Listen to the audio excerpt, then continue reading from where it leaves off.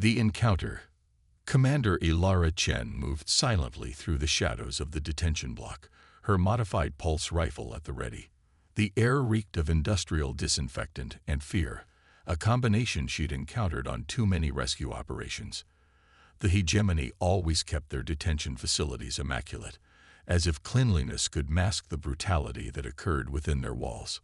"Thermal signatures ahead," whispered Lieutenant Reyes through the secure comm channel. 4 guards, standard rotation pattern. Ilara acknowledged with a slight tap on her wrist communicator. 26 minutes until extraction. The margin for error was non-existent. Intelligence had confirmed that somewhere in this facility, the hegemony was holding prisoners with information vital to humanity's resistance efforts. Their mission: get in, find the high-value targets, and get out before the hegemony realized what had happened. The guards fell without a sound, precision stun bolts dropping them where they stood. Ilara moved forward, her team fanning out behind her with practiced efficiency. They'd done this dance a dozen times on a dozen worlds since the hegemony had pushed humanity to the brink of extinction 3 years ago. "Doors secured," announced Corporal Winters, her demolitions expert. "Bioscanner neutralized." The massive security door slid open with a pneumatic hiss, revealing a corridor lined with containment cells. Most stood empty, their force fields flickering with an eerie blue glow. But in the farthest cell, a figure sat motionless. "One life sign, Commander," Rise reported, scanning with his portable bioreader. "Not human. Species unknown." Ilara approached cautiously. The figure remained still, seemingly unaware of their presence. It was slender, with iridescent copper-colored skin that caught the harsh lighting in strange ways.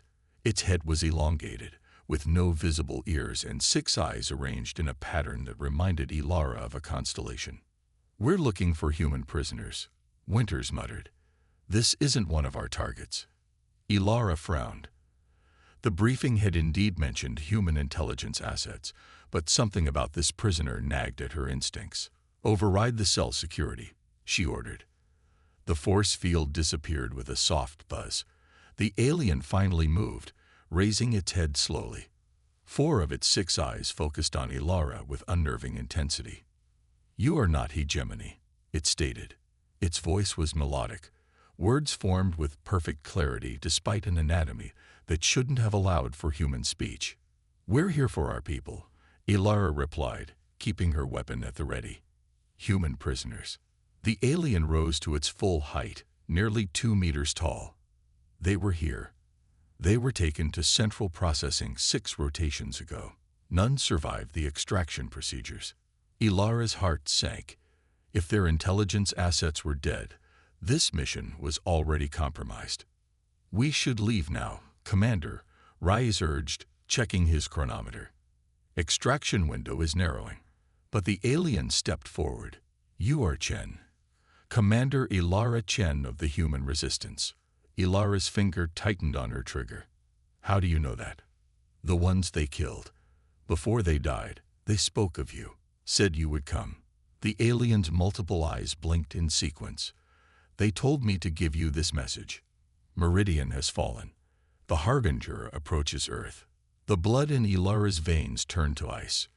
Meridian was their most secure outpost, supposedly unknown to the hegemony. If it had fallen, their entire defense strategy was compromised. "Who are you?" she demanded. "I am Nyack, last observer of the Telsur Conclave. The hegemony destroyed my world, as they will soon destroy yours." The alien extended a 6-fingered hand. "I know their plans for the weapon they call Harbinger. I can help you stop it." An alarm suddenly blared throughout the facility, red emergency lights washing the corridor in crimson. "Perimeter breach detected," Winters shouted. "They know we're here." "Commander, we need to move," Rise insisted. "Now." Ilara made her decision in a heartbeat. "You're coming with us," she told Nyack. "But if you're lying." "Deception is a hegemony trait," Nyack replied calmly. "My people died for truth." They moved swiftly through the detention block, encountering increasingly heavy resistance. Hegemony troopers in full battle armor poured into the corridors, forcing them to take cover behind makeshift barricades. Extraction point compromised, came the grim report from their shuttle pilot. Facility defense systems activating. You have multiple hostiles converging on your position. Ilara assessed their situation with cold precision. Standard extraction was no longer viable. Winters, we need a diversion. Plan Sigma. The corporal's eyes widened. That'll trigger the facility's self-destruct sequence. Exactly. Set the charges. As Winters prepared the specialized explosives designed to overload the facility's power core, Ilara noticed Nyack studying her with evident fascination. Your species makes decisions quickly, the alien observed. It is why the hegemony fears you. They have a funny way of showing fear, Rise muttered, firing a burst around their cover to keep the advancing troopers at bay. The first explosions rocked the facility, causing the lights to flicker and alarms to intensify. Charges set. Winters confirmed. We have 8 minutes before this place vaporizes. Secondary exit route, Ilara ordered, pulling up the facility schematics on her tactical display. Maintenance shaft leads to the surface. Move out. They fought their way through waves of hegemony forces, their progress slowed by the need to protect their alien companion. To Ilara's surprise, Nyack wasn't defenseless. When a trooper broke through their formation, the alien moved with startling speed, touching the soldier's armor with a 6-fingered hand.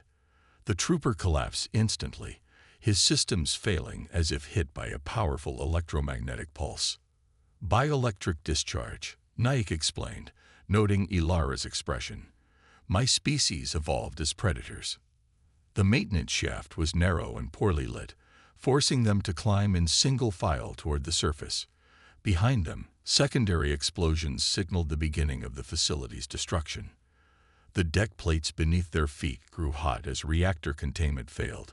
60 seconds to complete system failure, an automated voice announced throughout the complex. All personnel evacuate immediately. They emerged onto the planet's surface just as the ground began to shake violently. The night sky illuminated with the fury of the exploding detention facility, a miniature sun rising from the Earth before collapsing back in on itself. In the sudden stillness that followed, Ilara turned to find Nyack gazing not at the destruction, but at the stars overhead. Your homeworld is there, the alien said, pointing to a faint blue star barely visible in the distance. Earth. The Harbinger will reach it in 27 of your days. Ilara's team exchanged troubled glances. Their backup extraction plan involved a hidden shuttle, but getting an alien unknown to Alliance Command back to headquarters would raise difficult questions. If what you're saying is true, why would you help us? Ilara asked. The hegemony destroyed your world. Why not just save yourself? Nyack's multiple eyes focused on her with that unsettling intensity. Because before they were hegemony, they were destroyers. They came to my world 5,000 years ago. We thought we had defeated them. We were wrong. The alien's voice took on a resonant quality that sent chills down Ilara's spine. Your species is young, but you fight with a fury the galaxy has not seen in millennia. If anyone can stop them permanently, it is humanity. Rise approached, keeping his weapon trained on the alien. Commander, backup shuttle is inbound. What do we tell command about our guest? Ilara studied Nyack for a long moment. Years of combat had honed her ability to read others, to detect deception even across species barriers. She saw nothing but grim determination in those alien eyes. We tell them we found exactly what we were looking for, she decided. A way to stop the Harbinger.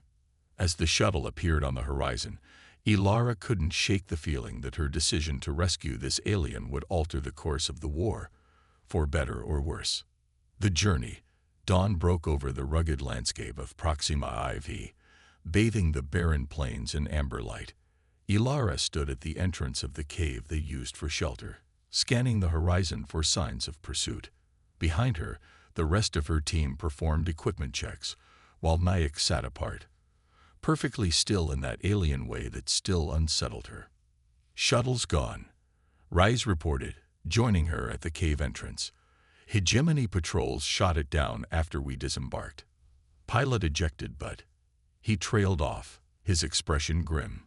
Ilara tightened her jaw. Another name to add to the memorial wall, assuming they lived long enough to return to headquarters. "What's our status?" 3 days of rations, limited ammunition, comms are down.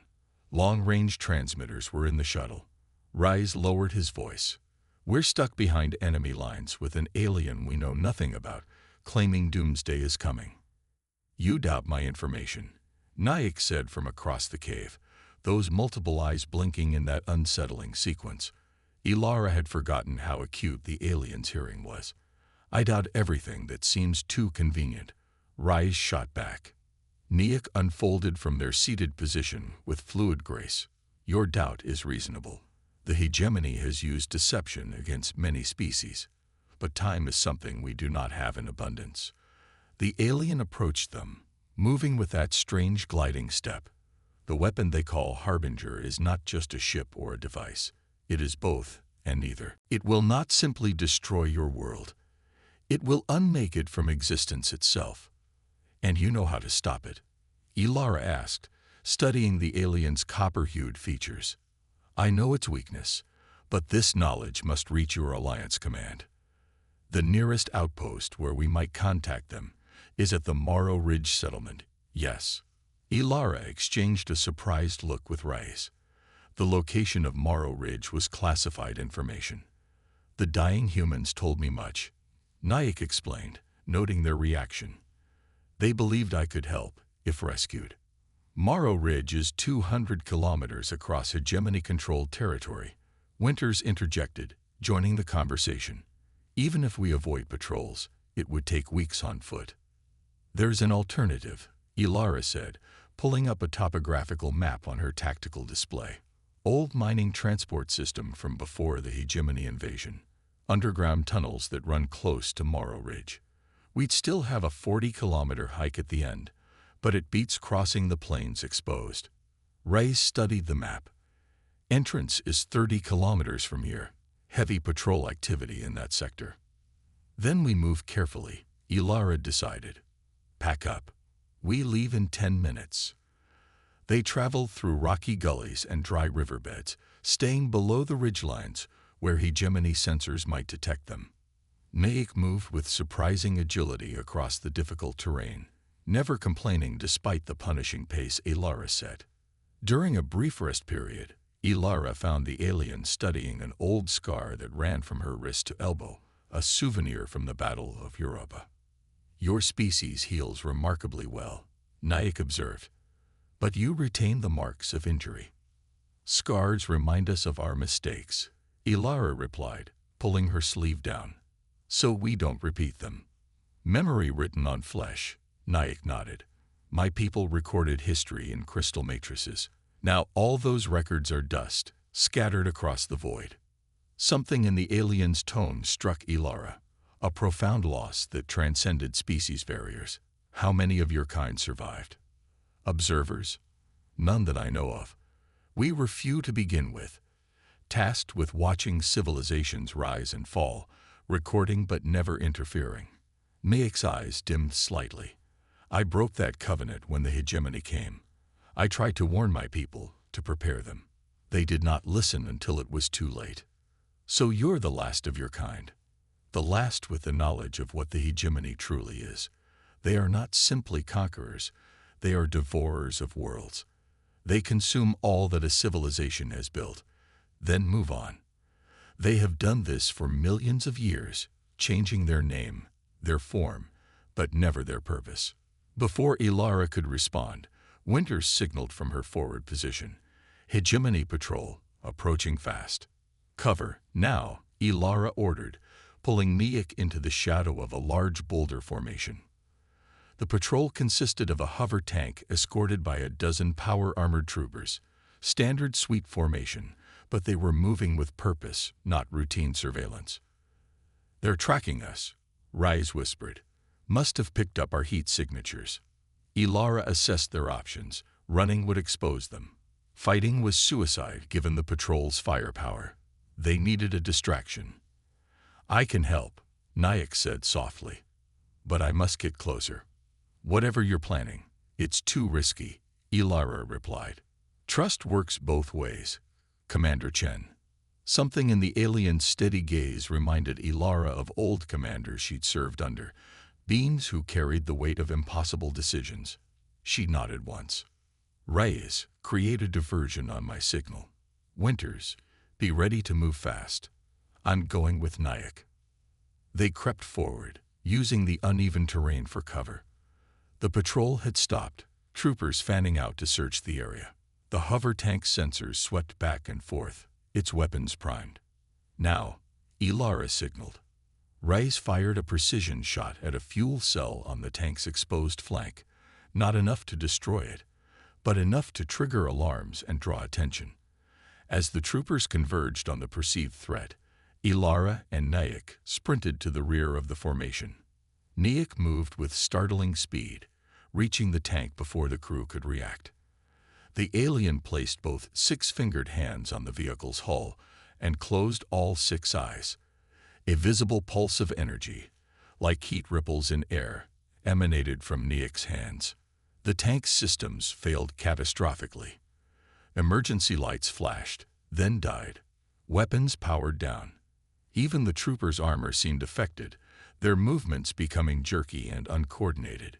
"Now," Ilara shouted, opening fire on the disoriented soldiers. The skirmish was brief but intense, with the tank disabled and half the troopers incapacitated by whatever Nyack had done. Ilara's team quickly gained the upper hand. Within minutes, the patrol lay defeated. "What did you do to them?" Ilara asked as they regrouped. Nyack seemed weakened, the copper skin dull to a matte finish. "Bioelectric disruption. My species evolved the ability to manipulate energy fields, useful against predators, more useful against technology." "You didn't mention this capability before," Reyes said accusingly. "You didn't ask," Nyack replied simply. "And abilities revealed are advantages lost. They salvaged what they could from the patrol, weapons, rations, a portable communications unit, before continuing toward the mining tunnel entrance." Nyack grew increasingly fatigued, eventually requiring support from Winters to maintain pace. "The disruption field depletes my energy reserves," the alien explained. "I will recover, but slowly." By nightfall, they reached the abandoned mining facility. The massive entrance was partially collapsed, but navigable. Ancient human engineering had built the tunnels to withstand planetary tectonic activity, and apparently, hegemony bombardment as well. As they made camp just inside the tunnel mouth, Ilara noticed Nyack studying the ceremonial combat staff she always carried, a Chen family heirloom passed down through generations of warriors. It was made of a virtually indestructible alloy discovered in Earth's asteroid belt centuries ago, engraved with the deeds of her ancestors. "That weapon has seen many battles," Nyack observed. "It's been in my family for 7 generations," Ilara replied, running her fingers along the familiar etchings. "My great-grandmother carried it during first contact. My mother died with it in her hands during the fall of Mars." "May I?" the alien asked hesitantly. After a moment's consideration, Ilara handed over the staff. Nyack held it reverently, 6 eyes studying its surface with fascination. "The metal sings," the alien murmured.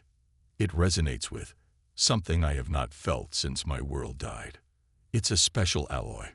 Scientists have never fully understood its properties." Nyack handed the staff back with evident reluctance. "Your ancestors discovered something rare indeed, Commander. This metal exists in only 3 places in our galaxy. My people called it Starheart."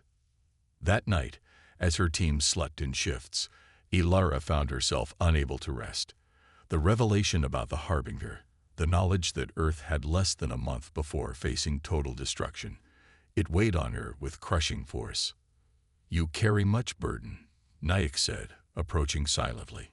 "It comes with command," Ilara replied. "The hegemony believes burden breaks sentient beings. They are wrong. It forges them. The alien gazed down the dark tunnel stretching before them. Tomorrow we face greater dangers. The tunnels are not empty. How do you know that? I sense energy signatures. Hegemony has repurposed these tunnels. They use them to transport materials for the Harbinger. Ilara's hand instinctively tightened around her staff. Then we'll handle it. Get some rest. But as Nyack moved away, Ilara found herself struck by a sudden, inexplicable certainty that her ancestor's staff was meant for this moment, for this journey, and perhaps for hands other than her own. The revelation. The mining tunnel stretched before them like the throat of some ancient beast, dark, foreboding, and alive with unseen dangers. Their helmet lights carved pale circles in the darkness, revealing rusted tracks and abandoned equipment from humanity's first colonization efforts on Proxima IV. Motion sensors active, Winters reported softly, studying her tactical display. Short range only. These tunnels interfere with scanning technology. Ilara nodded, taking point with Nyack close behind.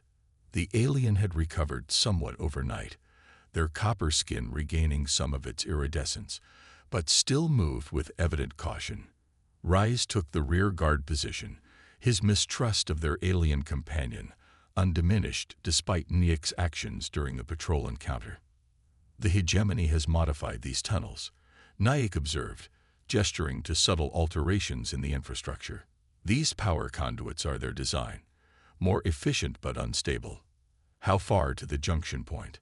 Ilara asked, consulting her outdated map of the tunnel system. 7 kilometers, Winters replied. Then we branch east toward Morrow Ridge. They moved in silence, alert for any sign of hegemony presence. The air grew increasingly stale as they ventured deeper, carrying the metallic tang of machinery and something else, a subtle chemical smell that set Ilara's nerves on edge. Commander, Rise called softly from behind. Look at this. He'd stopped beside what appeared to be a storage alcove carved into the tunnel wall. Inside, translucent containers were stacked in neat rows, each filled with a swirling phosphorescent fluid. What is this? Winters asked, reaching toward one container. Don't touch. Meg's voice cracked like a whip. The alien moved with sudden urgency, placing their body between the team and the containers. Essence extractors. The fluid contains consciousness. Explain, Ilara demanded, her weapon half raised. Meg's multiple eyes blinked in distress. The hegemony does not merely conquer worlds. They harvest them. Every species they subjugate, they extract what they call the vital essence. Memories, experiences, knowledge. This is stored and later integrated into their collective. Winters backed away from the containers, horror dawning on her face. Are you saying these contain people? Not people. What made them people? Nyack gestured to markings on the containers. These are from your Mars colonies, the last defenders. Ilara felt the floor tilt beneath her. Mars had fallen 3 years ago, her mother among its defenders. Could her consciousness, her very essence, be trapped in one of these ghostly containers? We need to destroy these, Rais said, his voice tight with barely controlled rage. No, Nyack countered firmly. Destruction would only release the essence without purpose. There are facilities that can reverse the process, but not here, not now. Ilara forced herself to focus. We document everything and keep moving. This is evidence Alliance Command needs to see. They continued deeper into the tunnel system, now moving with the grim determination of soldiers who had glimpsed an enemy far more horrific than they'd imagined. The hegemony wasn't simply conquering humanity. It was harvesting it, extracting everything that made humans what they were. At the junction point, they encountered the first sign of active hegemony presence, a heavily modified section of tunnel converted into a transit station. Automated cargo platforms moved along the tracks, carrying materials marked with hegemony glyphs. We need to wait for a gap in the cargo sequence, Ilara whispered, observing the pattern of platform movements. No time, Nyack replied urgently. Sensor signatures approaching from behind. Patrol drones. Trapped between advancing drones and the active transit station, they had seconds to decide. Ilara analyzed the moving platforms, calculating timing. We sprint across when that large carrier passes, she ordered. It should shield us from the station sensors momentarily. The massive cargo platform approached, laden with components Ilara couldn't identify. As it passed their position, she gave the signal. They sprinted across the junction, diving into the eastern tunnel just as the patrol drones rounded the corner behind them. They froze, pressed against the tunnel wall, as the drones hovered at the junction, searching, scanning. One drone began to move in their direction. Nyack placed a six-fingered hand on Ilara's combat staff, which she had strapped across her back. "May I?" the alien whispered. Understanding instantly, Ilara handed over the weapon. Nyack stepped forward, holding the staff in a strange grip, and waited until the drone was just meters away. Then, with a fluid motion that seemed impossibly fast, the alien swung the staff. Ilara expected to see the drone shattered by the impact. Instead, the staff passed through the machine, as if it were made of smoke. The drone continued forward for a moment, then collapsed in sections, perfectly bisected despite no visible damage during the strike. The other drones immediately activated combat protocols, energy weapons powering up. But Nyack was already moving, the staff flowing through the air like liquid metal. Each drone fell in silence, cut apart with surgical precision. "We must hurry," Nyack said, returning the staff to a stunned Ilara. "They will detect the lost patrol soon." They raced through the eastern tunnel, no longer concerned with stealth. Behind them, alarms began to sound, distant at first, then growing closer as the hegemony response mobilized. "There's a maintenance shaft ahead," Winters called out, checking her map. "Leads to the surface. We can exit near the foothills, then approach Morrow Ridge from the blind side." The maintenance shaft was narrow and cramped, forcing them to ascend single-file up rusty ladders. As they climbed, Ilara found herself next to Nyack. "What did you do back there?" she asked between labored breaths. "With my staff. I merely allowed it to fulfill its purpose," Nyack replied. "The metal remembers what it once was, a fragment of a star that died to create new worlds. It vibrates at a frequency that can disrupt matter when properly channeled. And you know how to channel it. My people were the ones who forged the first weapons from this metal, eons ago. We called them void blades, tools that could cut through anything by temporarily shifting it between states of existence. They emerged onto the planet's surface as nightfall approached, the 3 moons of Proxima Ivy rising on the horizon. The foothills lay before them, and beyond, the hidden outpost of Morrow Ridge. 6 hours to Morrow Ridge at best pace, Rise calculated, checking their position. "We won't make it," Winters said grimly, pointing to the sky. Hegemony dropships were visible in the distance, their searchlights sweeping the terrain in a coordinated pattern. "They know we exited the tunnels. They're establishing a perimeter." Ilara assessed their situation with cold pragmatism. "We split up. Rise, Winters, you head for Morrow Ridge. Take the long route through the ravines. Stay off comms unless absolutely necessary." "And you, Commander?" Rise asked, though his expression suggested he already knew. "Nyack and I will create a diversion. Draw them away from your position." "With respect, that's suicide," Winters protested. "That's an order, Corporal." Ilara's tone left no room for argument. "The information about the Harbinger must reach Alliance Command. That's the mission priority." After a brief, tense silence, Rise nodded. "We'll get through, Commander. Rendezvous at Morrow Ridge in 24 hours. If we're not there by then, you contact Command and tell them everything," Ilara instructed. "Everything about the Harbinger, the essence extractors, all of it." As her team disappeared into the gathering darkness, Ilara turned to Nyack, ready to make some noise. The alien's 6 eyes gleamed in the moonlight. "Your species has an unusual approach to tactical withdrawal, Commander Chen.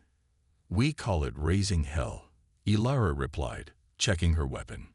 "Let's go." They moved toward the nearest dropship landing zone, using the rocky terrain for cover. As they approached, Ilara could see hegemony troops deploying in search patterns, their armor illuminated by the harsh light from the hovering crafts. "What's your plan?" Naik asked. Ilara pointed to a fuel depot at the edge of the landing zone. "We overload that, create maximum chaos, then break east. Should pull most of their forces away from Reyes and Winters." "A good strategy," Naik agreed. "But I sense something you do not." The alien gestured to a large transport ship landing behind the perimeter. "That vessel carries a sentinel." "A what?" "Elite hegemony hunters, bioengineered specifically to track high-value targets. They are formidable." As if on cue, a towering figure emerged from the transport. Nearly 3 meters tall, its armor a matte black that seemed to absorb light rather than reflect it. Even from a distance, Ilara could sense its wrongness, the unnatural way it moved. "Change of plans," she muttered. "We need to eliminate that thing before it picks up Reyes and Winter's trail." Naik studied the sentinel with evident concern. "Conventional weapons will not penetrate its defenses. But there is a way." The alien touched Ilara's combat staff gently. "This weapon, wielded properly, could destroy it. Then I'll use it." "You cannot." Naik's voice was tinged with regret. "The techniques required are beyond human capability. Your nervous system would burn out attempting to channel the necessary energies." Ilara understood what wasn't being said. "You need my staff. To save your people, yes." For generations, the Chen family staff had passed from parent to child, a symbol of their warrior heritage. To give it away, especially to a non-human, would break tradition in ways Ilara could barely comprehend. Yet in that moment, looking at the sentinel as it began to scan the perimeter, she knew her ancestors would understand. "Take it," she said, unstrapping the weapon and extending it toward Naik. "But swear to me that if you survive this, you'll use it to protect Earth." The alien accepted the staff with a reverence that transcended species barriers. "I swear by the memory of my world that I will defend yours, Commander Ilara Chen. This weapon will become the symbol of our alliance." As Naik took the staff, something remarkable happened. The ancient metal began to glow with an inner light, responding to the alien's touch in ways it never had to Ilara's. Patterns etched across its surface centuries ago suddenly shifted, rearranging into new configurations. "It recognizes its true purpose," Naik whispered in awe. "After all these millennia." In that moment, Ilara understood that her family had never truly owned the staff. They had been its caretakers, preserving it across generations until it could fulfill its original function. "Now," she said, raising her pulse rifle, "let's introduce the hegemony to a very old weapon. The sacrifice." The hegemony landing zone exploded into chaos as Ilara's precisely placed shots detonated the fuel cells. Flames roared skyward, consuming equipment and vehicles. Troopers scattered, communications filled with panicked reports. In the confusion, Ilara and Naik struck. They moved as a perfectly synchronized unit, Ilara providing covering fire, while Naik wielded the ancestral staff with impossible grace. The weapon no longer resembled a simple combat staff. It now pulsed with energy that left trails of blue-white light in the air as it moved. Where it struck, matter simply ceased to exist. Clean, perfect cuts through armor, weapons, and hegemony troops alike. "The sentinel is moving," Ilara called out, tracking the massive hunter through her tactical visor. "It's not distracted by the explosion." The towering figure moved with disturbing fluidity for its size, heading directly toward their position. Its featureless helmet swiveled, sensors locked onto them with predatory focus. "It can detect the staff's energy signature," Naik explained, dispatching 2 more troopers. "We cannot hide from it." "Then we don't hide." Ilara replied, switching her rifle to maximum output. We take it head-on. They broke cover simultaneously, Ilara firing continuous bursts to overwhelm the Sentinel's shields, while Nyack flanked it, staff poised to strike. The massive hunter responded with terrifying speed, deploying a weapon that fired condensed energy bolts. The first shot missed Ilara by centimeters, superheating the air beside her face. The second caught her in the shoulder, instantly overloading her armor's protection systems. Pain lanced through her body as she fell, her left arm temporarily useless. Nyack attacked without hesitation, the staff becoming a blur of motion. The Sentinel countered with a shield emitter that created a defensive barrier around its form. When the staff struck this shield, the resulting energy discharge threw Nyack backward. Ilara forced herself up, switching her rifle to her functional arm. Its shield fluctuates. There's a 3-second recharge cycle after each energy discharge. Nyack understood immediately. The alien feinted another direct attack, drawing a shield response, then withdrew precisely as Ilara fired a concentrated burst at the momentarily vulnerable Sentinel. The shots penetrated, damaging one of its sensor arrays. The hunter roared, a sound no natural being should make, and charged. Nyack narrowly avoided being crushed, rolling aside as the Sentinel's massive form thundered past. In that split-second opportunity, the alien drove the staff into the Sentinel's exposed flank. The weapon passed through armor, shield generators, and internal systems as if they were mist. The Sentinel staggered, its movements suddenly erratic as critical systems failed. It turned toward Nyack, weapon raised for a final shot. Ilara didn't think. She moved, throwing herself into the path of the energy bolt meant for her alien companion. Her already damaged armor absorbed the worst of the impact, but the force still threw her a dozen meters across the landing zone, her body skidding to a stop against a wrecked transport. Through a haze of pain, she watched Nyack finish the Sentinel with a perfect strike through its central processing core. The massive hunter collapsed, its systems cascading into catastrophic failure. Commander, Nyack was suddenly beside her, 6 eyes wide with concern. Ilara tried to speak, but blood filled her mouth. Internal injuries, severe. Her medical readout flashed critical warnings across her visor. The others, she managed to whisper. You need to reach them. Warn Earth. I will not leave you, Nyack insisted, examining her wounds with gentle hands. You swore an oath, Ilara reminded, her voice fading. My staff, use it to save my world. Around them, the remaining hegemony forces were regrouping. Dropships repositioned, searchlights sweeping closer to their position. They had minutes at most before being overrun. Nyack seemed to come to a decision. The alien placed the staff on the ground beside them, then pressed 6-fingered hands against Ilara's temples. What are you? My people can share life force, Nyack explained urgently. Not healing, but energy transfer. Enough to keep you alive until we reach safety. Too dangerous, Ilara protested weakly. The mission. The mission requires both of us, Nyack.